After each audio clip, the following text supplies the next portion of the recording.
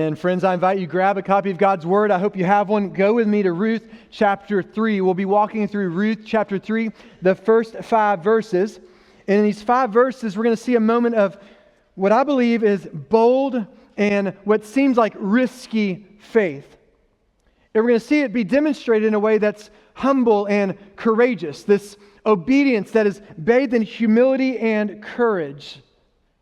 And as you're turning there, and as I've been thinking about this passage for our time together, there's something that's curious to me, and it's this. We often admire bold risk. Like, think about this. We love stories of entrepreneurs who are willing to invest everything on a dream that nobody else can yet see. We love to cheer on athletes who are willing to attempt a game-winning play, even when the odds are stacked completely against them. Insert Summer Creek High School and Katy last week. We also are moved by stories of first responders, men and women who find themselves running toward danger while it seems like everybody else is running the opposite direction. We admire bold risk. But the question then is, what about bold risk of faith? And I'm not talking about a Sunday school answer where you say, well, yeah, Pastor, we admire faith-filled risk. Now, that's easy, that's safe, that's comfortable.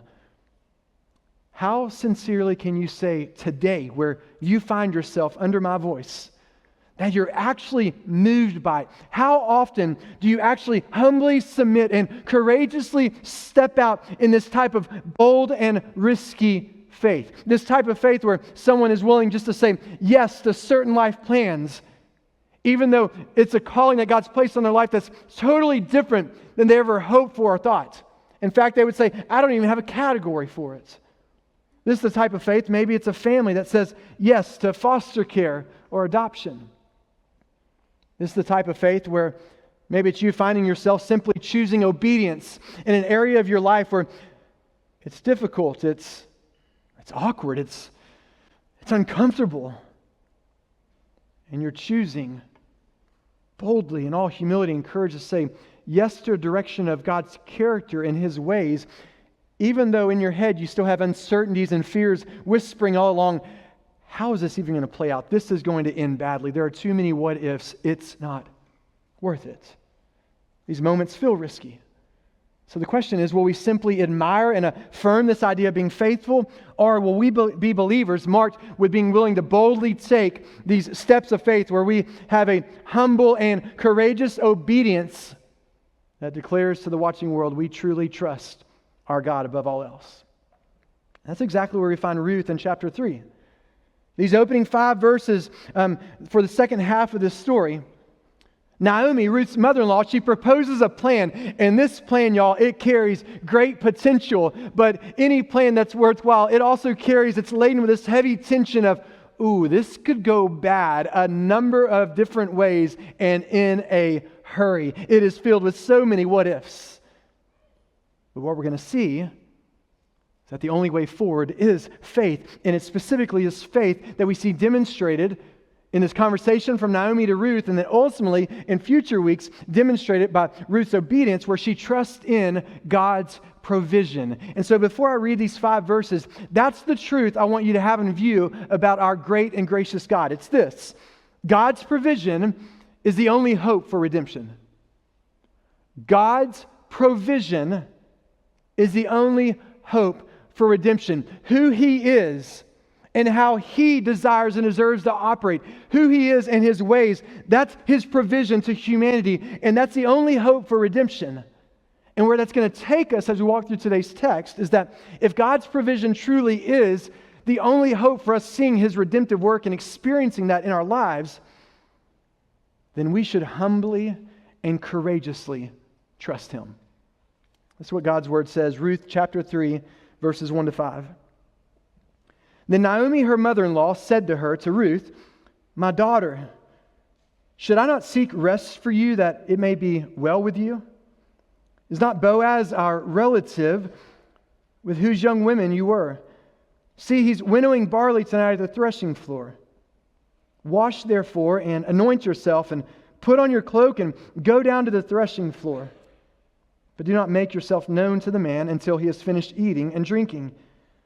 But when he lies down, observe the place where he lies. Then go and uncover his feet and lie down, and he will tell you what to do."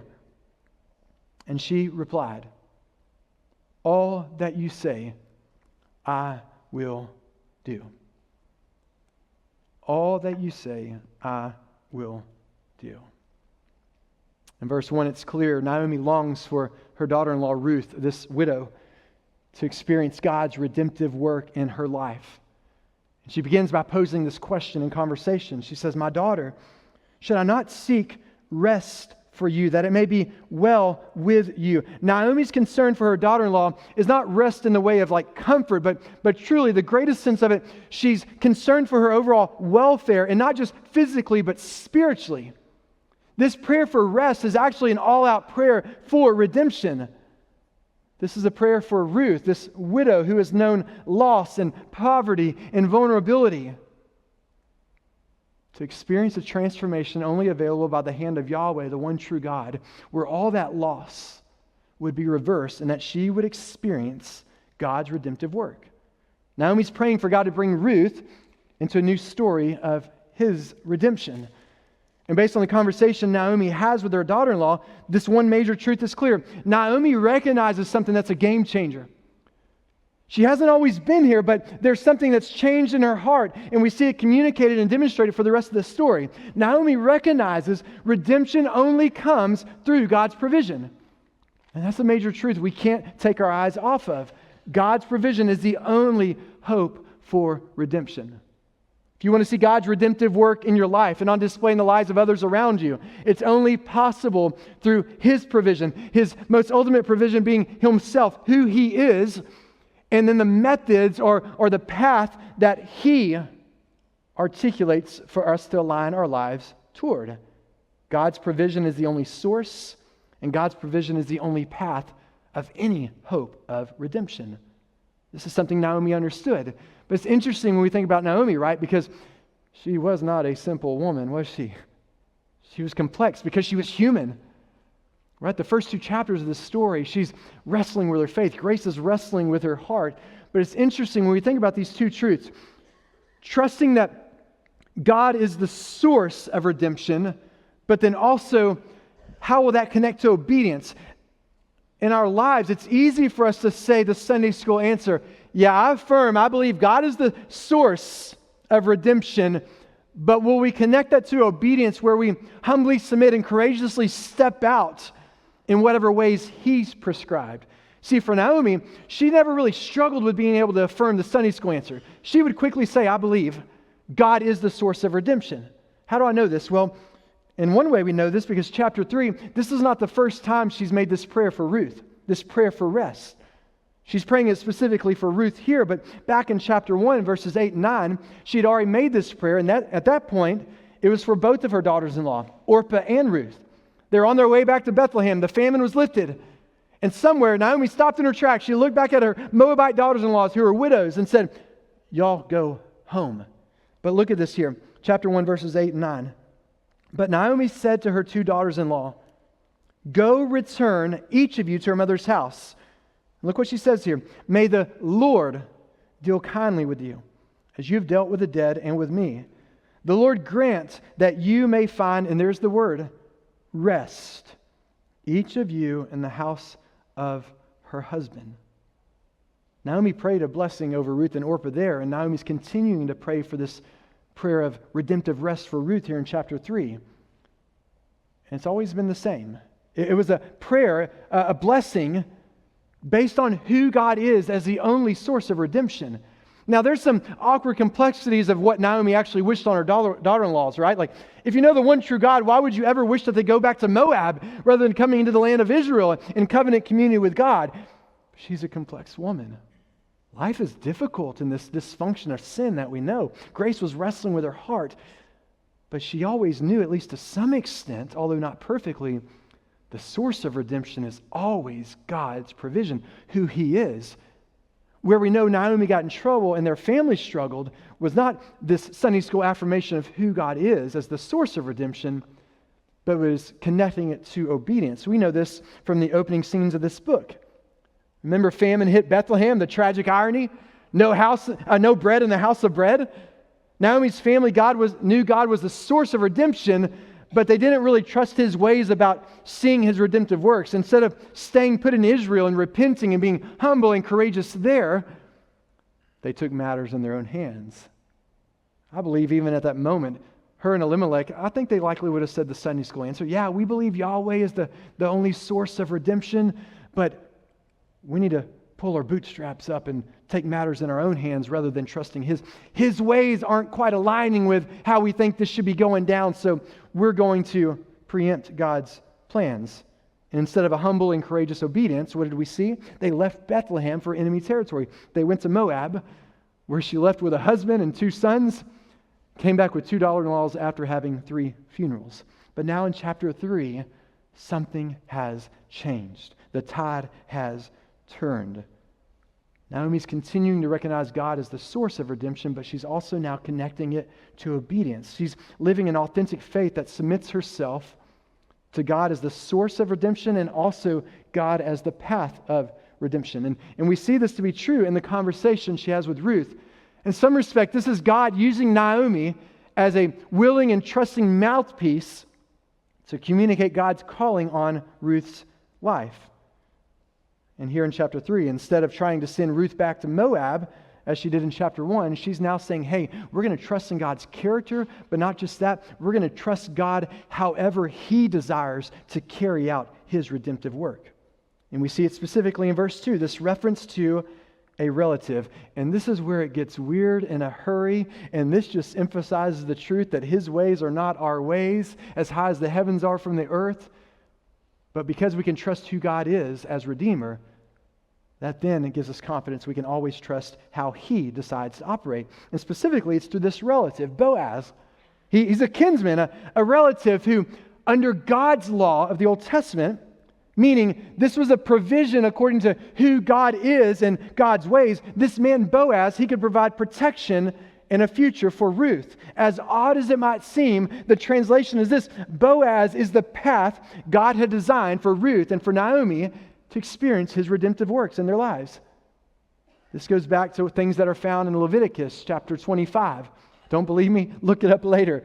This also goes back to Deuteronomy chapter 25, as wild as it is. This provision of a levirate marriage or a kinsman redeemer.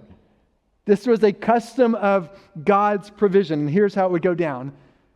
If a married man had died, then his surviving brother or a surviving close male relative would marry his widow, all for the purpose of redeeming their family. Men, can I have your ear? Would this not cause us to have a little pause and a little more care in who we marry and who our brothers marry? Oh my goodness. Ladies, don't take offense. It's just a really funny thing, right? We don't even have a category for the ways of God and his redemptive purposes here. But it's of the one true God and his ways, and so they trusted it. There was this provision all for the purpose of redeeming their family. Boaz was a potential kinsman redeemer. He could provide rescue by marrying Ruth, and who was a childless widow, all to carry on the dead relative's family line, ultimately, which was Ruth's dead husband Mahlon, and then Naomi's dead husband Elimelech. So it's here Naomi's turning to God's provision through kinsman redeemer laws. I think this safeguards Naomi's character as well. This is just a side note, but I think it's helpful for us to notice it. Naomi wasn't being manipulative here. And this wasn't her just trying to get creative and figure out the best way to go about it. This was Naomi genuinely aligning herself with who God is and how God operates. Because she's praying this prayer of redemptive rest based on who the Lord is. And it's all for the sake of her and Ruth experiencing redemption. What we see next, out of God's provision being the only hope for redemption, is this faith factor, this trust that is required for anyone who desires to truly experience God's redemptive work in their life. And we see it in Ruth. It's here in these 5 verses, we see it based on the instructions given to Ruth, but based on her response in verse 5 and the remaining parts of chapter 3, we know she actually went fully through with these instructions. And what we see is that Ruth knew God's redemptive work in her life could only be experienced if there were a humble and courageous obedience. And that's what the rest of the passage shows us. In this overview and introduction, we see Ruth, she submitted herself in humility. She stepped out with courage, trusting God's provision as the only source of any redemption. And that's the same obedience God calls every believer to today. We see this humility and courage play out in a variety of ways. Beginning here in verse 3, it says, the instruction that Ruth was given was to wash up, anoint yourself, and change your clothes. This would have been incredibly humbling and required great courage. Think about this. Here's the symbolism. Naomi instructs Ruth to end her period of grieving. She says, wash up. This would have been symbolic of cleansing yourself from a past season. And then anointing yourself would have been symbolic for not only are you removing yourself from a past season, but you're preparing to step forward courageously toward a new season of hope. And then put on your cloak. That's literally, hey, change out of your garments of grieving widowhood and now decide humbly and courageously to step forward in God's redemptive works. This isn't just something I'm making up. We see it all throughout Scripture. We see it in King David in 2 Samuel chapter 12. David ended a period of grieving, and what did he do? He washed up, he anointed himself, and he changed his clothes. This would have required great humility and great courage. And it's here. I just want to pause for a moment and invite you. Would you try as best as possible, consider the reality of humility and courage required on Ruth's part here? A widow, a foreigner. She had to humble herself, put herself out there, completely vulnerable, and just humble herself and just say, okay, God, this is crazy. It seems weird. It's quite unclear, but I'm humbling myself toward whatever provision you are extending toward me. Not only that, think about the next part of the courage. And for any of us who have lost a loved one, the weight that's involved when we make the decision of faith to say, that was my season for grieving, but now I'm moving on. Like with the best of intentions, and especially if you're here and you're a widow or a widower, you wrestle with these complexities of guilt and regret, thinking, is my moving on somehow disrespectful to the past and the love I had with a former loved one who is now gone? I mean, there are so many complexities and layers to this. This would have required great humility and courage for Ruth to step out and submit herself in this capacity and trusting God's provision.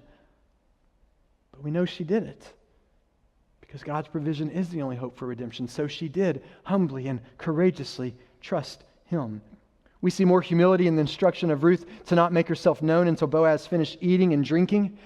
This wasn't so that he'd have a full belly and be drunk and merry, to be intoxicated, to make foolish decisions. Later on, it does say he was filled and merry, but it's not to the point of him having clouded judgment. This is, practically speaking, the farmer's been out all day gathering the harvest, and then he's got work to do in the evening of winnowing the barley. Let him get the work done, and then let him rest, and then approach him in all humility and courage. It wasn't just practical, it was spiritual. Once he's asleep, go and uncover his feet and lie down there. Posture yourself in great humility and courage. And I realize this is hard for us to understand, right? We are separated by so many years and so many different cultures. But what's taking place here and what we'll walk through in weeks ahead, this was not seduction. Truly, this was spiritually symbolic. Ruth is placing herself at Boaz's feet. She's physically humbling herself before Boaz and submitting to God's design for redemption.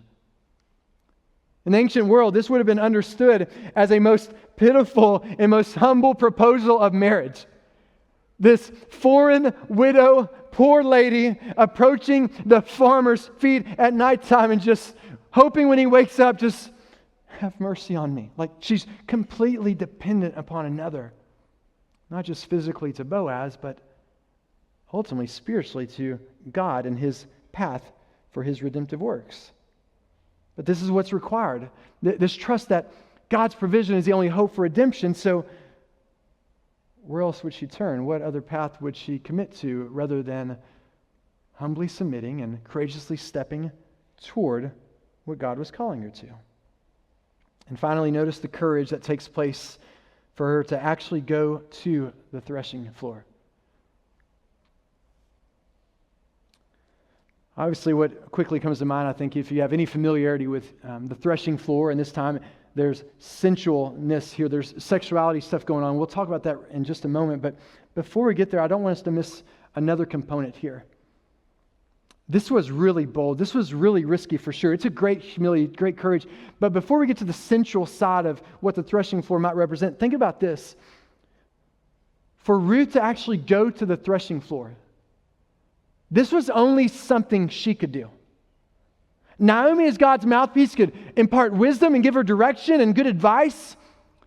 But at the end of the day, Ruth had to own this and walk this out on her own. She had to personally decide by faith to trust and personally humble herself and have the courage to step forward in this.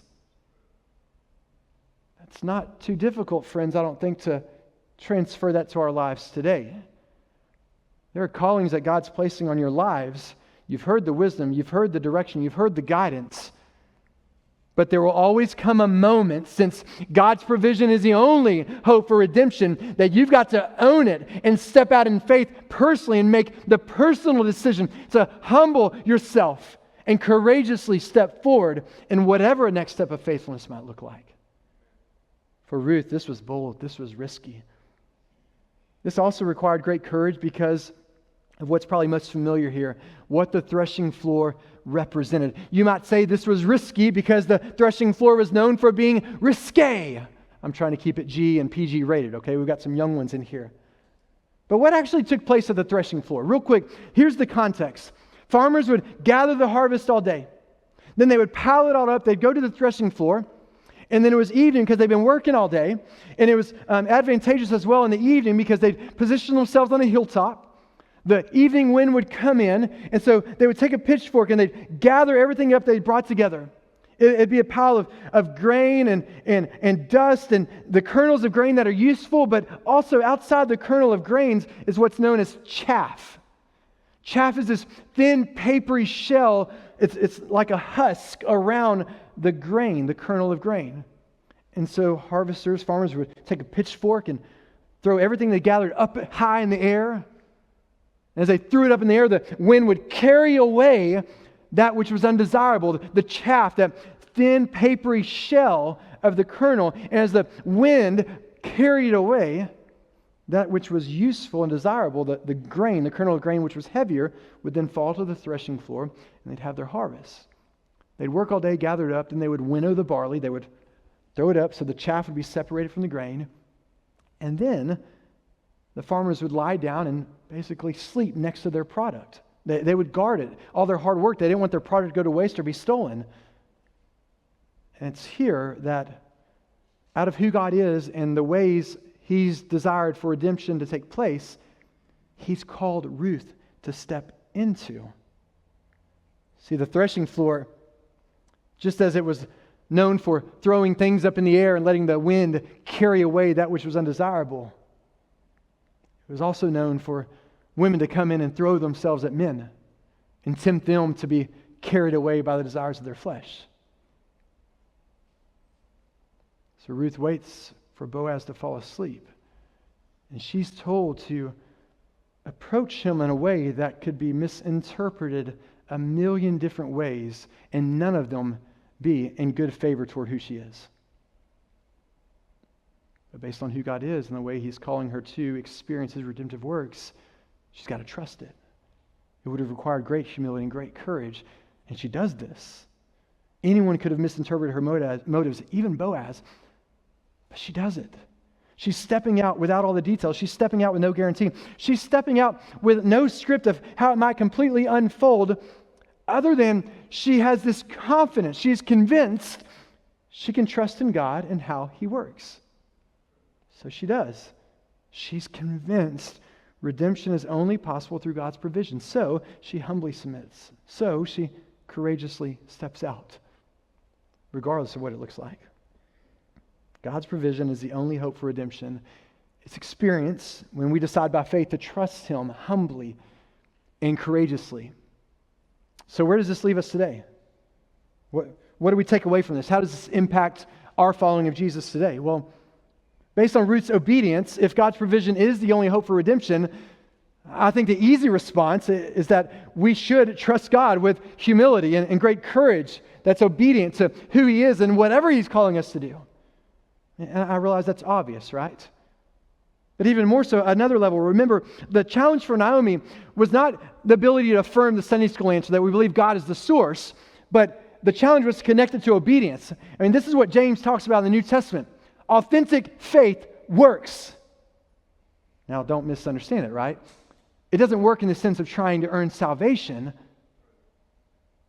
But if we fully trust the God who saved us through the death and resurrection of His Son, then it should motivate and compel us to live lives of humble and courageous obedience, because our humility and our courage in a direction of obedience declares who we trust in. And this is what we see in verse 5 from Ruth's response. Her response is, yes, wherever and however God calls me. Her answer is yes. She says, all that you say, I will do. No conditions, no disclaimers. No, oh my goodness, that sounds scary, so I'm going to just stall and pray about it a little longer. Did you know there's things that we ask you to do as pastors and ministry leaders that we've done all the praying for you? You just need to say yes. It's true. There's so many times we make this excuse of, oh, let me pray about it. But what's really happening is our fears are paralyzing us. Let me tell you something real quick. It's okay to be scared. Okay? I'm a father of 4. I married my high school one and only sweetheart. I'm scared every day to some extent or another. But what's not okay is to allow that to stall you out. And so here's what it literally means to have this humble courage. Humble, courageous obedience literally is to have the strength to get over ourselves, like humble ourselves, but then have the strength also to move forward even when things are scary. Because it's the God who's calling us to it, and His character is trustworthy, so that no matter how scary it might look, how uncomfortable or even risky or dangerous it might feel, we can trust Him. So we humbly and courageously submit and step out even when it's scary.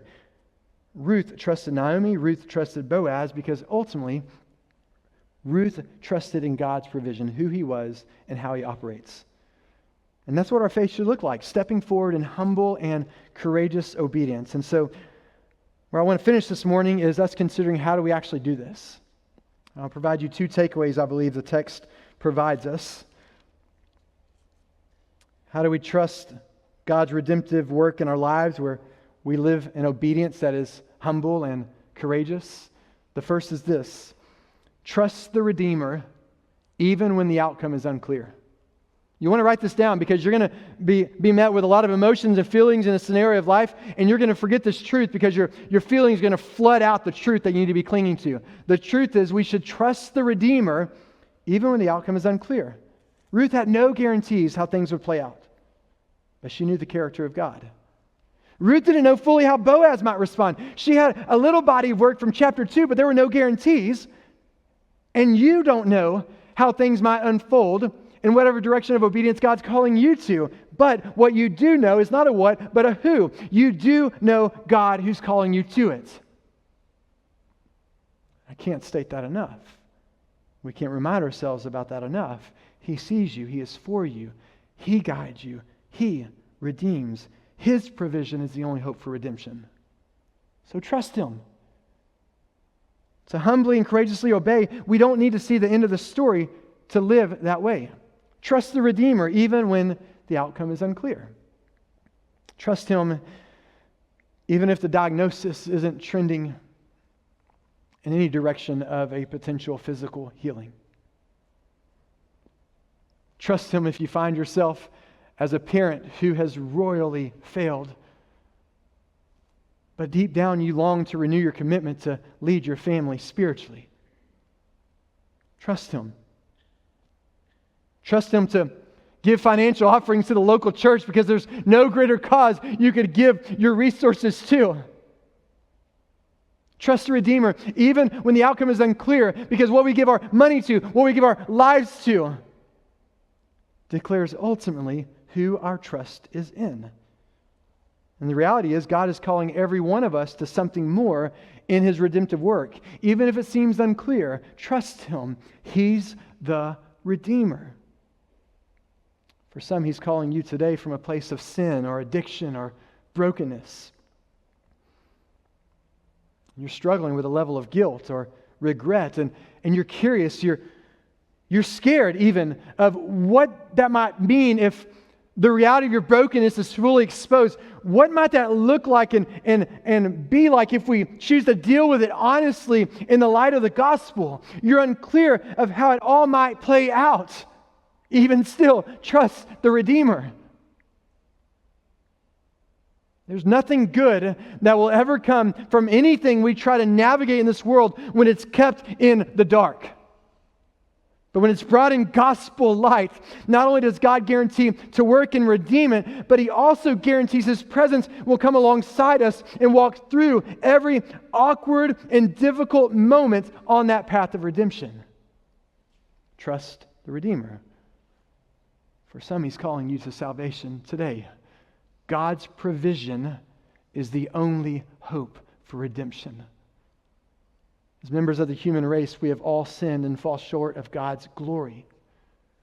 But He loves us so much that He made a rescue plan, a path in His provision based on who He is and how He operates, which is such a ridiculous and scandalous method. But that's how our God operates because He truly is God. He sent His Son who poured His deity in the flesh. He lived perfect without sin. And He took your place and my place on a cross, a place of a curse. And He paid the full penalty of your sin that earned you hell.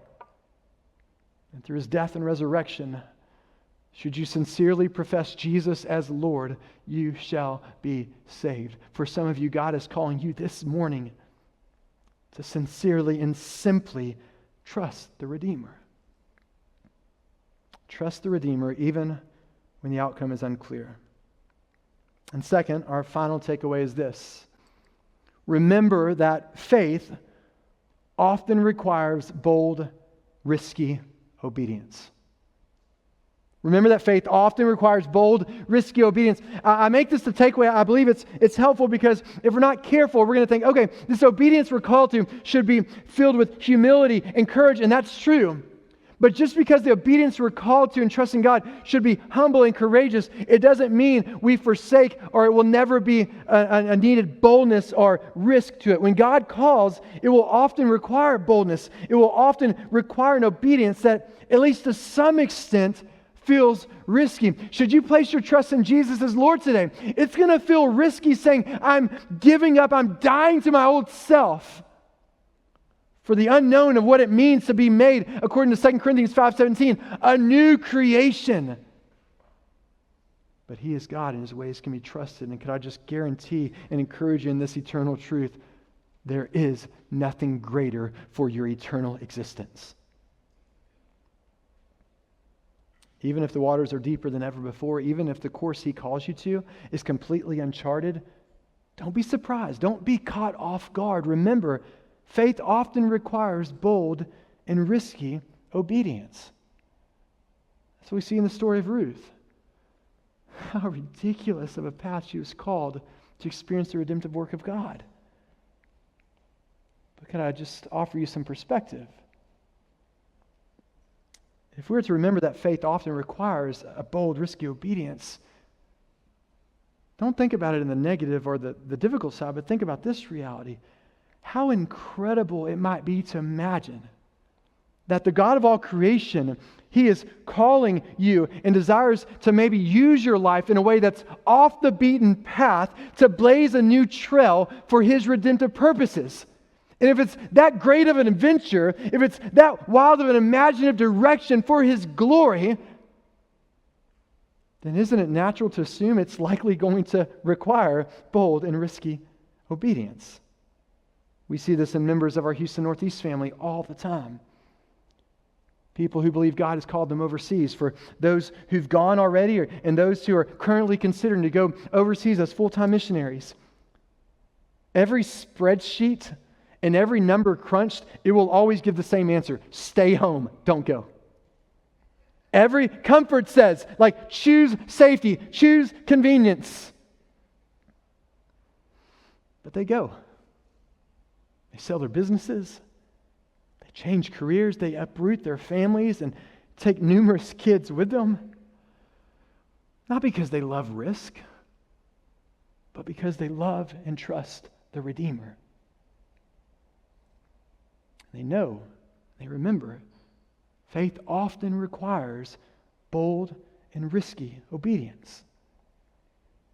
Think again about the story here of Ruth. I think if we took a poll and I asked you, hey, what do you think is the biggest risk of this narrative? I think many of us would say, well, you know what? It's got to be the dynamics of her approaching Boaz and going to the threshing floor. That had to have been the greatest risk. And you'd be right to an extent that was a really big risk. That required great humility, great courage. But here's what I'm convinced is the greatest risk. The greatest risk is that Naomi and Ruth, they could have settled for a version of blessing that fell short of God's high calling on their lives.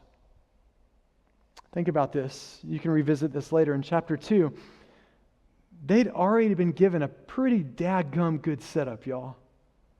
Like as a foreign widow, she was given access to grain. She was given access to water. She had daily provision. She had stability. She even had a seat at the table.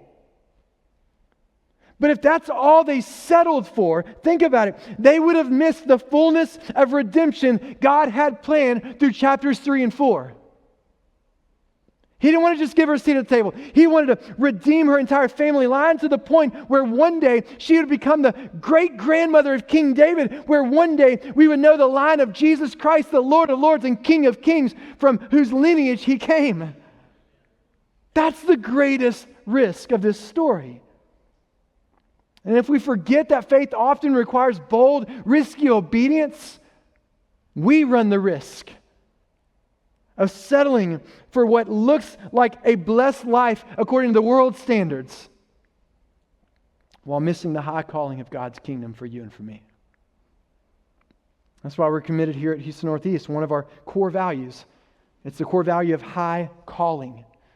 We believe every believer is called to live fully surrendered to God and not limited by their own capabilities.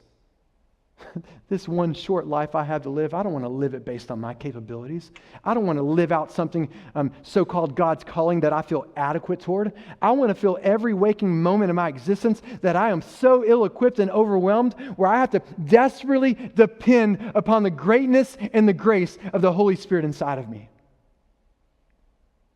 And out of that, it means whatever we do it somewhere strategic for the mission of God and with excellence for the glory of God. How do you do this? You don't become paralyzed, don't be overwhelmed, but simply do what Ruth did. In all humility, in all courage, say yes wherever and however God calls. Trust He's the Redeemer. And remember, it involves bold risk. Ruth could have settled for the comfortable. That would have been the blessing of chapter 2. But instead, with her one short life to live in view, she boldly pursued the high calling of God's redemptive work of chapter 3. She believed God's provision was the only hope for redemption. So she saw no other path than to trust Him and to humbly and courageously obey Him. She said yes wherever, however God called. And where this leaves us today is in view of Ruth's story. The reality is that's your story and that's my story if you're willing to trust by faith and humbly and courageously follow God in obedience.